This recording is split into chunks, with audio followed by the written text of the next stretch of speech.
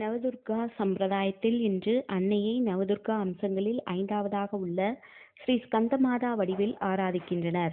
தேவாசுரர்கள் பார்க்கடலை கடைந்த போது வெளிப்பட்ட ஆழகால விடத்தை அனைவரையும் காக்கும் பொருட்டு சிவபெருமான் உண்டார். அப்போது ஆடிய புஜங்க தாண்டவத்தின் போது வரையப்பட்ட கோலம் புஜங்க கோலம். இதிலிருந்து ஸ்கந்தமாதா தோன்றினாள். சிங்கத்தின் மீது அமர்ந்திருக்கும் இந்த அம்பிகையை வாகீஸ்வரி என்றும் சொல்கின்றனர்.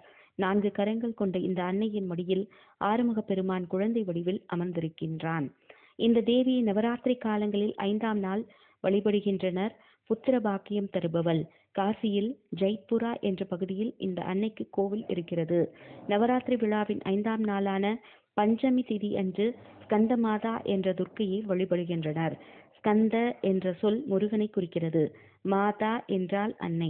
முருகனின் தாயாக இருப்பதால் ஸ்கந்த மாதா என்று இவளை கூறுகின்றனர்.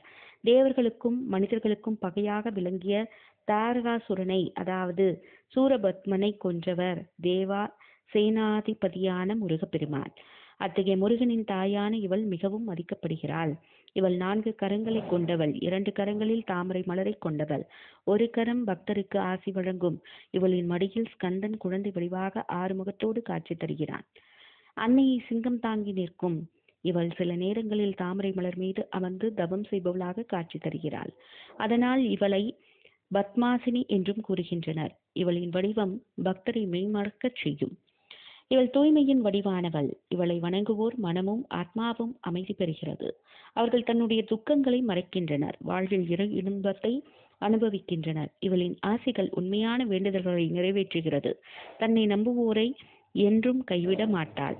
இவளின் அருள் மோட்சத்திற்கு இட்டுச் செல்லும் என்று நம்புகின்றனர். இந்நாளில் யோகிகள் விசுத்தி சக்கரத்தை அடைவர். விசுத்தி என்றால் கலப்படம் இல்லாதது, தூய்மையானது. இவள் அருள் கொண்டு இந்த சக்கரத்தை அடைவோரின் மனம் தூய்மையான கருத்துக்களால் நிறையும்.